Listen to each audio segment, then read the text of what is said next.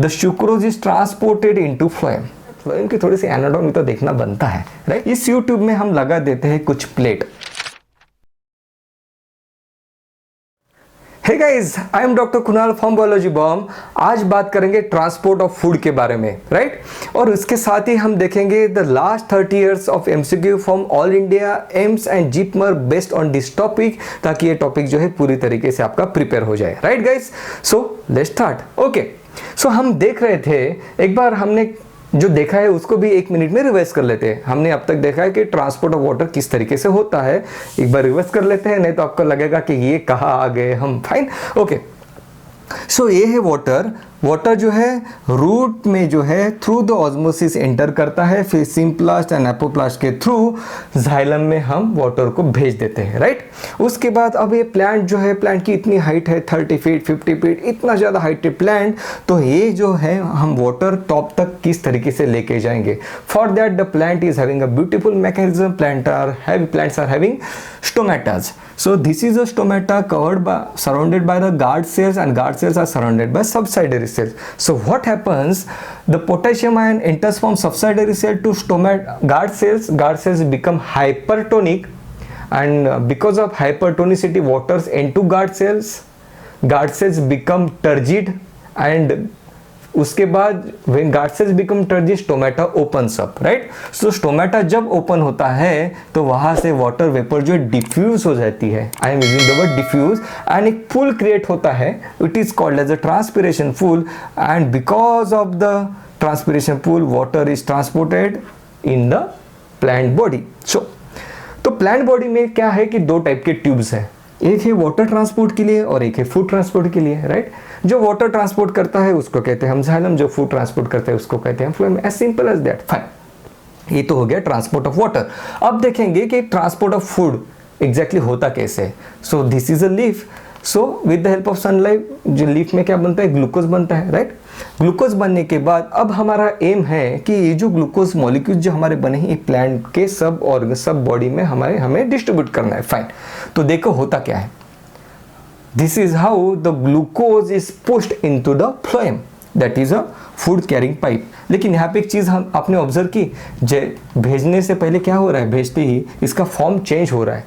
मतलब glucose is converted into sucrose and it is loaded into the phloem, right. क्या किया, load कर दिया। फाइन, उसके बाद the sucrose is transported into phloem. Another एक चीज आपने यहाँ पे ऑब्जर्व की कि ये जो मूवमेंट जो हो रही है सुक्रोज की, देखो ये ऊपर जा रहा है, ये नीचे आ रहा है, ये साइड में जा रहा है, राइट। मतलब फ्लोएम में जो सुक्रोज की जो मूवमेंट है इट इज बाई डायरेक्शनल, क्योंकि जाइलम में जो वाटर की जो मूवमेंट है इट इज यूनिडायरेक्शनल। यहाँ पे बाई डायरेक्शनल मूवमेंट है, वेरी इंपॉर्टेंट पॉइंट। फाइन, यहाँ पे यूनिडायरेक्शनल है, यहाँ पे बाई डायरेक्शनल है, सिंपल, ऊपर भी है नीचे भी है। ओके, उसके साथ आपने ये भी ऑब्जर्व किया, देखो। फाइन, यहाँ पे देखो एक सिंपल चीज हो रही है, यहाँ पे सुक्रोज हम भेजा तो वाटर उसके साथ आ गया, एक फिर सुक्रोज पे फ्री मिल गया जैसे। So because water follows passively, right. Water sucrose को फॉलो करता है। ये जो हमने सुक्रोज भेजा ये हम डायरेक्टली नहीं भेज सकते, इसके लिए हमें एटीपी यूज करने पड़ेंगे। Means phloem is loaded with the sucrose with the help of active transport. हम यहाँ पे हमें एटीपी यूज करने पड़ेंगे। You don't worry about the MCQs, I am going to cover it, but यहाँ पे सबसे पहले आप कंसेप्ट को क्लियर कर लो, राइट। तो हमने सुक्रोज को फिर ट्रांसपोर्ट किया एंड देन हम क्या करते हैं, इसको स्टोर करते हैं। देखो स्टोर किया तो फिर से इसका फॉर्म चेंज हो रहा है, राइट। ये देखो, तो इसका क्या मतलब हो गया कि food is synthesized in the form of glucose, it is transported in the form of sucrose and it is stored in the form of starch, right. I repeat it, okay. Food is synthesized in the form of glucose, right. Glucose के form में हम बनाते हैं food को। It is transported in the form of sucrose, right, okay, and then it is stored in the form of starch। अब ये यार ये हम क्यों कर रहे हैं, हमने ग्लूकोज के फॉर्म में ही उसको ट्रांसपोर्ट क्यों नहीं किया। Because glucose is a highly reactive molecule as compare to sucrose. Sucrose is a disaccharide, it is a complex molecule, it is less reactive, that's why it is easy to transport sucrose. इसलिए हम glucose को sucrose में convert करते हैं और फिर उसको load करते हैं।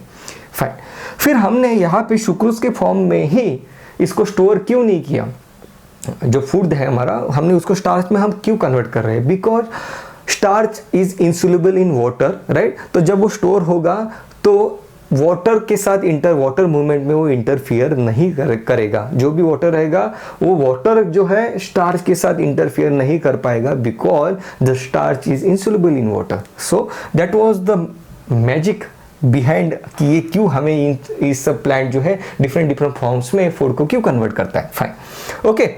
तो यहाँ पे जहाँ पे हमने यहाँ फूड को स्टोर किया, हमने जहाँ पे फूड को स्टोर किया उसको कहते हैं sink. Sink can be stem, sink can be root, sink can be a fruit, जहाँ पे फूड स्टोर होता है, right? So this is how the transport of glucose takes place. Now moving to another important aspects, right?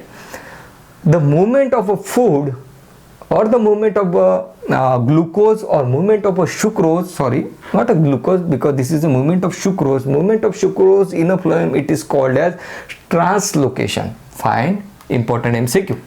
Okay, sucrose is transported actively into the phloem.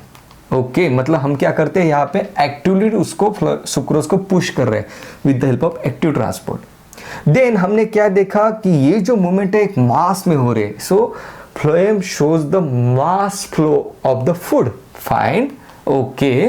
Another हमने क्या किया, यहाँ पे sucrose को फ्लोएम में load किया, इसे हम कहते हैं लोडिंग ऑफ अ फ्लोएम। क्या कहते हैं? Loading of a phloem. Loading of a phloem means loading of a phloem by sucrose. Okay, as simple as that. Okay, can you tell me कि during a translation ribosome moves from one codon to another codon, the process of movement of ribosome from one codon to another codon is called as? पता है अगर होगा तो मुझे comment में जरूर बताना, राइट? अब जो है आगे बढ़ने से पहले एक जाइलम में जो ट्रांसपोर्ट हुआ वाटर का और फ्लोएम में जो ट्रांसपोर्ट हो रहा है फूड का, दोनों का डिफरेंस देख लेते हैं। जाइलम में यूनि डायरेक्शनल फ्लो है, यहाँ पे बाई डायरेक्शनल फ्लो है। जाइलम में मूवमेंट होने के लिए हमें चाहिए ट्रांसपिरेशन पुल, और फ्लोएम में मूवमेंट होने के लिए चाहिए हमारे पास एक्टिव ट्रांसपोर्ट, राइट? एक बार देख लो। Ascent of a sap is the movement of water and mineral in the xylem, and translocation it is the movement of food, that is sucrose and amino acid. Fine, okay. Ascent of a sap occurs in xylem, ये xylem में होता है, और translocation ये होता है phloem में। Fine, translocation जो होता है it is a bidirectional, यहाँ पे जो होता है unidirectional. Translocation involves the transport of photosynthetically prepared food around the plant, मतलब सब तरफ अराउंड द प्लांट, जबकि वाटर की जो मूवमेंट है from root to aerial parts ही होती है। Okay, ascent of sap occurs because of transpiration and root pressure, जबकि यहाँ पे हमें एक्टिव ट्रांसपोर्ट की जरूरत पड़ती है। So guys, that was all about the transport of food. अब हमने इतना देख ही लिया फ्लोएम को, तो एक बार फ्लोएम की थोड़ी सी एनाटॉमी तो देखना बनता है, राइट? सो हम ये जो है फ्लोएम जिसके बारे में हम बात कर रहे थे, हम बात करते कि ट्यूब है। सो this is a sieve tube, right? इस सीव ट्यूब में हम लगा देते हैं कुछ प्लेट, क्योंकि ये हमारा काफ़ी इंपॉर्टेंट एलिमेंट है सीव ट्यूब। अगर हम इसमें यार हमारा फूड जो है लीक नहीं होना चाहिए, इसलिए सीव ट्यूब के पास होते हैं sieve plates. Okay, sieve tubes are having sieve plates. Okay, उसके बाद अगर सीव ट्यूब अगर डैमेज हो गया तो राइट, तो इसको हील कौन करेगा? इसको हील करने के लिए सीव ट्यूब के पास होते हैं पी प्रोटीन्स। क्या होते हैं? P proteins, also called as phloem protein, which heals the damage area. Fine, okay. उसके बाद ये जो सीव ट्यूब से these are the enucleated elements, मतलब जैसे ये मैच्योर होते हैं यहाँ पे आपको न्यूक्लियस नहीं मिलेगा। Okay, fine. अब हम कह रहे हैं कि यहाँ पे हमें सुक्रोज भी लोड करना है, राइट? तो सुक्रोज लोड होगा कैसे? होगा कैसे यहाँ पे सीव ट्यूब में? वो लोड होगा क्योंकि सीव ट्यूब को हेल्प करने के लिए उसके पास है उसका एक दोस्त, बिल्कुल जान देने वाला दोस्त, right? Companion cell called as a companion, उसका कंपेनियन है called as a companion cells. Companion cell help the sieve tube to load the sucrose, right? So ये जो हम बात कर रहे थे एक्टिव ट्रांसपोर्ट होता है, फिर सुक्रोज लोड होता है फ्लोएम में, वो सब कौन करता है? कंपेनियन सेल्स करते हैं, और वो फ्लोएम में सुक्रोज को लोड करते हैं। Fine, okay. उसके बाद यहाँ पे हमें मिल जाता है फ्लोएम पैरेन्काइमा, थर्ड एलिमेंट हो गया sieve tube, companion cell and phloem parenchyma. And the fourth constituent of phloem is phloem fibres like jute, इसको हम बास्ट फाइबर्स भी कहते हैं। So guys, this were the parts of the phloem. sieve tube having sieve plates, then companionses, then phloem parenchyma, and हमें मिलते हैं phloem fibres. Guys, that was all about this tutorial. कितना simple है. So I would also request you to join us on Telegram so that actually we want to share some study material with you. कुछ previous year MCQ है, कुछ study tips है, सो आपको PDF form में वहां पे मिल जाएगी. So I would advise you to come and join with us on Telegram also. Thank you so much guys.